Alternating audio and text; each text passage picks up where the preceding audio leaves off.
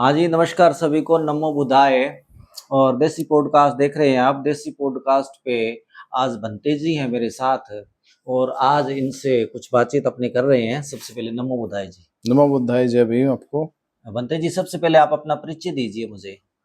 मैं बनते बिनाचार्य, आप बेसिकली कहाँ से हो, कौन से स्टेट से बिलोंग करते हो आप? उत्तर प्रदेश। उत्तर प्रदेश से। तो आप यहाँ राजस्थान के अंदर हनुमानगढ़ जिला टिब्बी गांव है ये, आप यहाँ आज किस लिए आए हैं? मतलब क्या प्रचार है, क्या आज प्रोग्राम है? माता रमाबाई के पुण्य स्मृति में आज धम्मदेशना का प्रोग्राम रखा गया।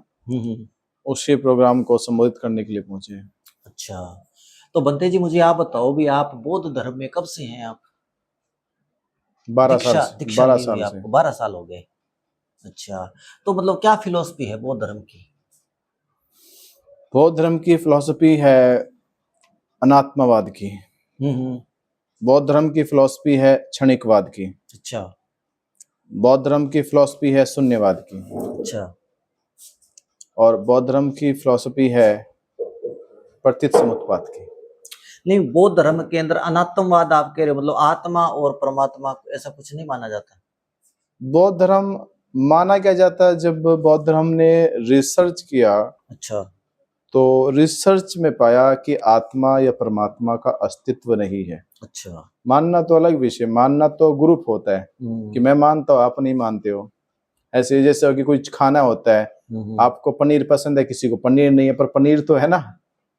तो वो है कि मानना अलग विषय है, बात यह है कि पनीर का अस्तित्व है या नहीं है।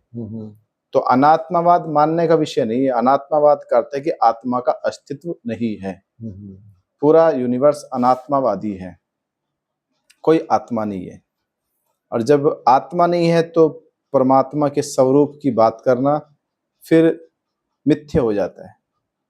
इसलिए बुद्धिज्म में केवल यहाँ पदार्थ के ऊपर जो रिसर्च हुआ है कि पूरा यूनिवर्स कॉज इफेक्ट्स का एक साइंटिफिक टेम्परामेंट से चलता है। ठीक है। कारण कार्य का सिद्धांत है। कुछ निमित्त कारण होते हैं, उन निमित्त कारणों का ही परिणाम जीवन है। और एक बहुत लंबे समय का रेवोल्यूशन है, एक साथ नहीं होता है। हजारों लाखों करोड़ों साल बीत जाते हैं। इस मानवीय जीवन में जो भी परिवर्तन है वो एक साथ नहीं हो रहा। बुद्धिज्म मानते हैं कि एक साथ कुछ नहीं होता है, धीरे धीरे इसमें चेंज होते रहते हैं, रिसाइकल होता रहता है, परिवर्तित होते रहते हैं। तो एक फंक्शन दूसरे फंक्शन में ट्रांसफॉर्म होता है, फिर दूसरा फंक्शन तीसरे फंक्शन में ट्रांसफॉर्म होता है। ऐसे ये रिसाइकल एटम्स बनते रहते हैं और बिगड़ते रहते हैं। तो बौद्ध धर्म में जैसे मान लो और धर्मों में जैसे प्रचलित है, कोई भक्ति विधि वगैरह ऐसा कुछ नहीं होता क्या? नहीं, कोई भक्ति मेडिटेशन किसकी नहीं, भक्ति? भक्ति अलग विषय है, मेडिटेशन अलग विषय है। मेडिटेशन होता मेडिटेशन है? सेल्फ ऑब्जर्वेशन है, सेल्फ रिसर्च है। यहाँ पे सेल्फ डिस्कवर की बात होती है। और भक्ति का मतलब होता है किसी आराध्य को खुश करना, किसी के सामने नतमस्तक होना, अमुक किसी की बात करे वो भक्ति कहलाती है। यानी एक व्यक्ति दूसरे के प्रति समर्पण भाव जब दिखाता है अपना, वो भक्ति कहलाता है। बुद्धिज्म में भक्ति भाव नहीं है, यहाँ मेडिटेशन यानी खुद को मेडिटेट करना, खुद को जानना, खुद को पहचानना, खुद के स्वभाव से जुड़ना। तो यहाँ भक्ति विषय नहीं है, भगत नहीं ना परमात्मा है। यहाँ तो स्वयं है अत्यदीप भव। बुद्ध की अपनी फिलॉसफी कि मनुष्य खुद अपने चित्त और मन का परिशुद्ध करता है, दूसरा योग किसी के द्वारा नहीं शुद्ध होने का। मनुष्य स्वयं ही अपने चित्त को परिशुद्ध करेगा और उस परिशुद्ध का जो फल होगा वह भी स्वयं ही भोगेगा, दूसरे को बांट के भी नहीं खिला सकता। तो यहाँ बात भक्ति की नहीं, यहाँ बात खुद को साधने की है, खुद की शुद्धि की है और खुद के निर्माण की है। बंते जी, मेरे को ये बताओ भी, बाबा साहब डॉक्टर अम्बेडकर जो थे, उन्होंने बौद्ध धर्म ग्रहण किया था, क्या कारण रहा इसके पीछे? कब किया था, कौन से सन में किया था और कारण क्या था? देखिए, बाबा साहब अम्बेडकर जी कारण तो कई सारे बताते हैं। बाबा साहब ने 13 अक्टूबर 1935 को घोषणा कर दी थी एक सभा में कि मैं हिंदू धर्म में पैदा हुआ। ये मेरे बस की बात नहीं थी, पर मैं इसमें रह के मरूंगा नहीं, ये मेरे बस की बात है। और उसी के तकरीबन 21 साल के बाद 14 अक्टूबर 1956 में नागपुर की दीक्षा भूमि में बाबा साहब ने 7 लाख लोगों के साथ धर्म की दीक्षा ली। अच्छा। ये दीक्षा बाबा साहब अम्बेडकर जी कहते हैं कि मैं ऐसे धर्म को मानता हूँ जिस धर्म में बंधुता, न्याय, समता की बात हो रही हो। बंधुता की बात हो, न्याय की बात हो, समता की बात हो। तो ऐसे 3 शब्दों से बाबा साहब अम्बेडकर जी कहते हैं कि मैंने बहुत सारे धर्मों की किताबें पढ़ी जहां बंधुता नहीं है, जहां समता नहीं है, जहां न्याय नहीं है। ये अलग अलग डेफिनेशन से समझाया भी बाबा साहब अम्बेडकर जी ने। तो बाबा साहब कहते हैं कि बुद्ध के दम में मैंने समता, बंधुता, न्याय को विद्यमान देखा है। और धर्म, बुद्ध का जो धम्म है, ये पूरी तरह से वैज्ञानिक दृष्टि पे खरा उतरता है।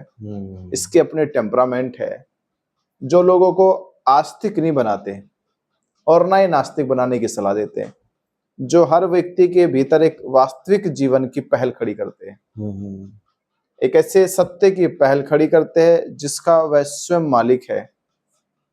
एक ऐसा आत्मनिर्भर जीवन जहां वो किसी की बैसाखी पर नहीं टिका।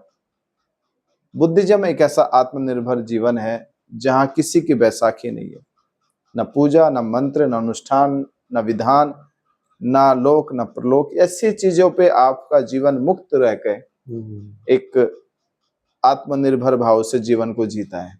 तो बाबा साहब अम्बेडकर जी कहते हैं कि ये धर्म केवल मेरा ही कल्याण नहीं करेगा, इस समस्त उन शोषित पीड़ितों का भी कल्याण करेगा जो धर्म के नाम पे हजारों साल से सताए गए। उन्हें आज वास्तविक में पता चलेगा कि धर्म क्या है। धर्म समूह की भीड़ नहीं है कि एक समूह की भीड़ किसी पूजा के दरवाजे पे जाके वहां पे वंदना कर रही है या पूजा की भीड़ के लिए हाहाकार मचा रही है।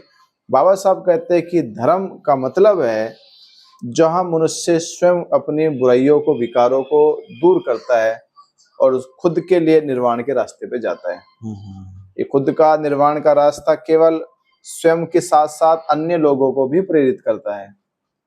ये किसी को नीचा या किसी को ऊंचा बनाने का धर्म नहीं है। इस धर्म में कोई ऊंची प्रतिष्ठा से या नीचे निम्न अपमानित करके धर्म खड़ा नहीं हुआ। कहने का मतलब ये आप कह रहे हो इसमें सारे इक्वल है, कोई जातिवाद, ऊंचा नीचा, छोटा मोटा ऐसा कुछ नहीं है। हाँ, इसमें कोई ऐसा जाति के आधार पे या जन्म के आधार पे या रंग के आधार पे, क्षेत्र के आधार पे, लिंग के आधार पे इसमें छोटा बड़ा नहीं है। बौद्ध धर्म केवल 2 ही रास्तों पे चलता है, निर्वाण का रास्ता और इस संसार के भोग का रास्ता। निर्वाण किसे कहते हैं बुद्धिज्म के अंदर? निर्वाण का क्या मतलब हुआ?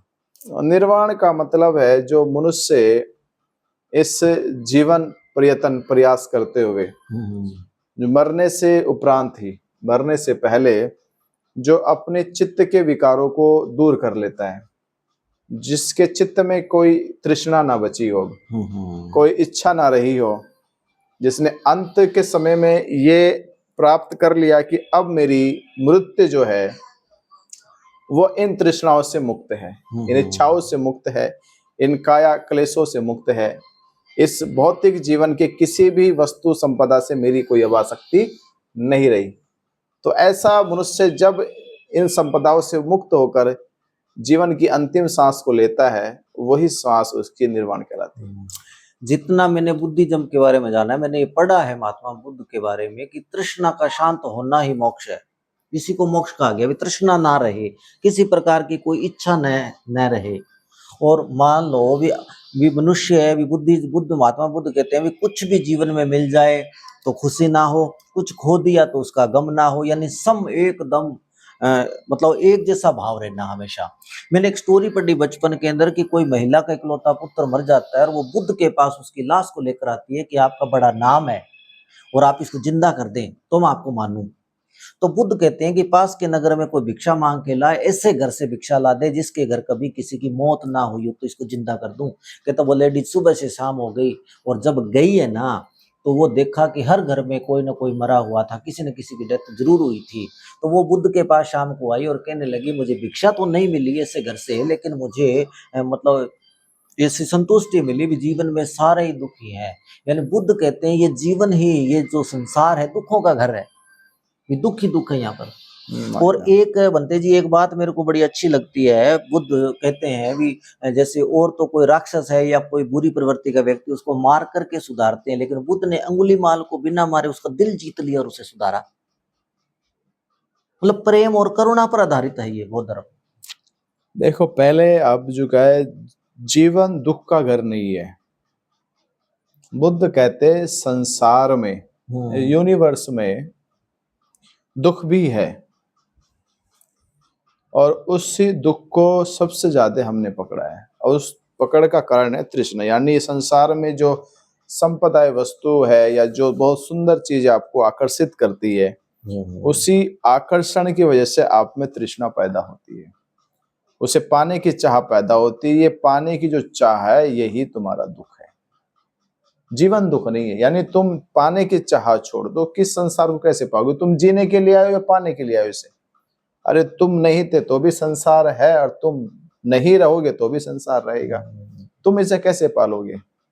तुम इसे जीने के लिए आए, बस इसका जियो, उसका आनंद लो और इसे ऐसे जैसे था ऐसे छोड़ के जाओ। फिर बुद्ध मान लो जितना बुद्ध के बारे में समझा, अभी बुद्ध प्रॉब्लम भी बताते हैं, सॉल्यूशन भी बताते हैं, अष्टांगिक मार्ग भी है। अष्टांगिक मार्ग का क्या कंसेप्ट है? बुद्ध ने, जैसे एक डॉक्टर होता है पहले वो रिसर्च करता है, टेस्ट करता है, तो टेस्ट रिपोर्ट बनती है, टेस्ट रिपोर्ट के आधार पर पता चलता है कि बीमारी कौन सी है, तो फिर उसकी मेडिसिन बनाई जाती है, उसका इलाज बनाया जाता है। तो बुद्ध ने ऐसे ही हर मनुष्य के, हर समाज के बीच में जाके रिसर्च करी कि मनुष्य को बीमारी क्या है। तो जब बीमारी पता चली तो बुद्ध ने पहला उपदेश अपना सारनाथ में दिया, 4 आर्य सत्य, कि संसार में दुख है, दुख समुदाय यानी दुख का कारण है, दुख निवारण है और दुख का मार्ग है।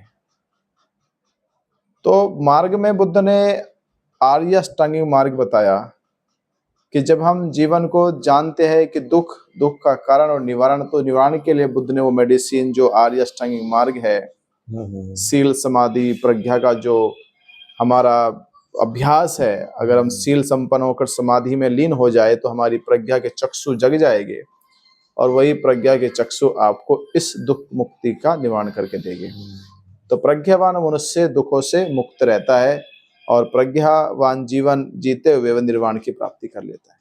बंदे जी मेरे को ये बताओ भी जैसे अपने इंडिया के अंदर क्या है कि बौद्ध धर्म यहीं से स्टार्ट हुआ, नेपाल में बुद्ध का जन्म होता है और इंडिया के अंदर बौद्ध धर्म जो है बोध गया, वहाँ पर तपस्या बुद्ध करते हैं। और 2011 की जनगणना के अनुसार आंकड़े हैं भारत के अंदर केवल 84 लाख बौद्ध है, जबकि बौद्धों के बड़े बड़े देश हैं, चाइना है, रसिया है, उत्तरी कोरिया, साउथ कोरिया, यानी जापान है, श्रीलंका है, यानी विदेशों के अंदर बौद्ध धर्म काफी पनपा, लेकिन भारत में फिर बौद्ध धर्म के लोग कम क्यों हो गए? भारत में बौद्ध धर्म के लोग कम नहीं है, आंकड़ों में कम है। अच्छा भाई आंकड़ों में तो कम है। देखिए जैसे भारत की संपत्ति है, भारत में अरबों खरबों की संपत्ति है, पर आंकड़े में उतनी नहीं है। सही है। तो बौद्ध धर्म में जो आंकड़ा है वो भले ही 84, 85 या 90 लाख रहा हो, 1 करोड़ रहा हो गया होगा आजकल, पर अगर आप एक व्यवहारिक तौर पे कि लोगों की दिनचर्या में, लोगों की प्रैक्टिस में, लोगों के विचारों में, लोगों के स्वभाव में या लोगों के नीति निर्धारण में, जो आज सबसे ज्यादा भारत में फैलने वाला धर्म है वो बौद्ध धर्म है। अच्छा, अगर मैं ये कहूँ कि एक इकलौता बौद्ध धर्म है जिस पे आज हिंदू भी बात करने लगे हैं, इस्लाम के मानने वाले बात करने लगे, क्रिश्चियन भी बात करने लगे, क्योंकि साइंटिफिक टेम्परामेंट एक सिंगल धम्म है, एक रिलीजन है, वो है बौद्ध धर्म। और वास्तविक तौर पे अगर इस देश का प्राइम मिनिस्टर किसी को रिलीजियस बेस्ड लीडर को सबसे ज्यादा सपोर्टर, सबसे ज्यादा प्राउड फील नाम लेता है तो बुद्ध का लेता है कि मैं बुद्ध की धरती से आया हूं। विदेश में जाके तो ये जो बुद्ध का नाम है, ये जो प्राउड फील भारत के भी प्रधानमंत्री को कराता है, तो ये वास्तविकता है कि भारत का हर एक नागरिक बुद्धिस्ट है। भारत, जब भारत बुद्ध का देश है तो भारत का रहने वाला नागरिक बुद्धिस्ट हो गया। ये तो बात सही। अब वो समझिए, आप आंकड़े मत लीजिए कागजों में। व्यवहारिक तौर पे भारत का प्रत्येक नागरिक बुद्धिस्ट है, और इसको अगर आप थोड़ा सा राष्ट्रीय सिंबॉलिक तौर पे देखें तो भारत की जो राष्ट्रीय आइडेंटिटी है वो बुद्धिस्ट आइडेंटिटी को डिफाइन करती है, ये बात फाइन करती है। वो जैसे भारत का सबसे बड़ा सम्मान जो है भारत रत्न है, तो उसका जो आकृति चिन्ह है वो पीपल का पत्ता है। सही। तो जो पीपल का पत्ता है ये किसी भी धर्म यानी इस्लाम से, हिंदू से, सिखों से तो नहीं लिया गया, ये बुद्धिज्म का प्रतीक है। पीपल का आकृति का पत्ता। अशोक चक्र है, ये बौद्ध धर्म का प्रतीक में आता है। ना हिंदू के आता, ना मुसलमानों के आता, ना ईसाइयों के आता। यहाँ पे जो अशोक लाट है जो हमारी करेंसी मुद्रा पे होती है वो बौद्ध धर्म की सारनाथ से ली गई है। तो अगर आप ये चीजों को देखें, ज्वाइंट करें, तो भारत की जो सिंबॉलिक आइडेंटिटी है वो बुद्धिस्ट आइडेंटिटी है। ये तो बात सही है। यानी भारत का राष्ट्रीय धर्म अगर कोई कहे, सिद्ध करे, तो वो बौद्ध धर्म है। तो राष्ट्रीय धर्म के नाते भारत का प्रत्येक राष्ट्रीय नागरिक जो है वो बुद्धिस्ट है। तो हम कहें कि भारत के अब करीब करीब मुझे लगता है 100 करोड़ लोग बुद्धिस्ट है, भले ही वो आंकड़ों में हो या ना हो, पर व्यवहारिक तौर पे बुद्धिस्ट है। ये तो बात सही। तो बंते जी मेरे को ये बताओ भी, जैसे भी किसी के साथ अगर कोई भेदभाव होता है जाति के आधार पर, आज भी दलितों के साथ बहुत से इलाकों के अंदर होता है, तो क्या उनको बौद्ध धर्म अपना लेना चाहिए? नहीं भाई, जाति से प्रताड़ित पीड़ित होकर बौद्ध धर्म अपनाने का कोई मतलब नहीं। पहली बात तो ये सवाल ये है कि आप जहां पीड़ित है वहां है क्यों? आपको वो स्वीकार करना नहीं है, पहले उससे त्याग करना। बीमारी तुम्हारी लग रही तो उसका इलाज करो पहले, समझे ना। अगर कहीं बैठे और वहां गंदगी है और गंदगी तुम्हें सांस लेने में दिक्कत कर रही है तो छड़े हो जाओ वहां से, या सुगंधी को बाहर निकाल फेंको। तो आपको ऐसे प्रयास करने चाहिए। एक शुद्ध मन का प्राणी ही बौद्ध धर्म स्वीकार करे तो शायद बौद्ध धर्म का और भी ज्यादा विस्तार होगा। ये तो बात सही है। तो बुद्ध धर्म की दीक्षा जैसे आप कोई लेना चाहे तो कहाँ पे ली जाती है? मतलब कोई राजस्थान के अंदर भी ऐसे? नहीं, ये कहीं तो सार्वजनिक दीक्षा ही होती है। अच्छा, इसका आप कोई भी दे सकते हो इसका क्या दीक्षा? सार्वजनिक दीक्षा ही जैसे होती कोई है। बौद्ध बनना चाहे तो आप बौद्धों के लिए बौद्ध एक पहली दीक्षा है पूरी दुनिया की जो सार्वजनिक होती है। इसका कोई प्राइवेट या प्राइवेसी नहीं है, ये सार्वजनिक दीक्षा है। अगर आप देखो तो कोई पहले अभी देखो डेरे गए तो कहते हैं कि यहाँ गुरु मंत्र नहीं बताते किसी को, तो प्राइवेसी है ना, बता नहीं सकते। यहाँ सब सार्वजनिक है, ओपन है एकदम। ना कोई कमरे के अंदर दीक्षा है, ना दीवार के पीछे दीक्षा है, यहाँ ओपन है, सार्वजनिक दीक्षा होती है, कहीं भी किसी भी समय ले सकते हैं। मैं आपसे बनते जी ये कर रहा हूँ भी, जैसे आज आप यहाँ आए हैं, एक प्रोग्राम है यहाँ पर, माता रमाबाई जो थे तो उनका परिनिर्वाण दिवस है आज, तो उस उपलक्ष्य में प्रोग्राम, उसमें आप आए हो इतनी दूर से, तो मुझे ये बताओ कि माता रमाबाई भी बुद्धिस्ट थे? बिल्कुल भाई, वो बाबा साहब की पत्नी है तो जाहिर बात है बुद्धिस्ट ही है। और माता रमाबाई बाबा साहब अम्बेडकर जी के जीवन के प्रति त्याग की एक मूर्ति है, जिन्होंने उन्हें हर कदम पर साथ दिया, उनका साहस बढ़ाया। उन्होंने कभी ऐसा एहसास नहीं होने दिया कि पत्नी होने के नाते कि मेरी बहुत सारी जरूरतें हैं और पति के कार्यों में बाधा बनूं। जैसे आजकल की जो आज पत्नियां होती है, पति के साहस को कमजोर करने के लिए तमाम प्रकार के ड्रामे क्रिएट कर दिए है। तो माता रमाबाई ने हर वक्त सेक्रीफाइस किया है, त्याग किया है कि बाबा साहब अम्बेडकर जो लड़ाई लड़ रहे हैं वो केवल मेरी परिवार या मेरे बच्चों की लड़ाई नहीं है, वो देश के लाखों करोड़ों बच्चों की लड़ाई है। तो उसमें माता रमाबाई ने खुद को भी बलिदान दिया और अपने चचेरे बच्चों को भी बलिदान दिया। ऐसी त्याग की मूर्ति को हम सशक्त नमन करते हैं, और वो बाबा साहब अम्बेडकर जी का जो ऊंचा कद है उसमें कहीं ना कहीं माता रमाबाई का एक अस्तित्व है। ठीक है जी, ये बनते जी आज देसी पॉडकास्ट में इनके साथ बैठे हैं, और मिलते हैं किसी और वीडियो के साथ। आप सबका धन्यवाद, आपका भी धन्यवाद। शुक्रिया, धन्यवाद।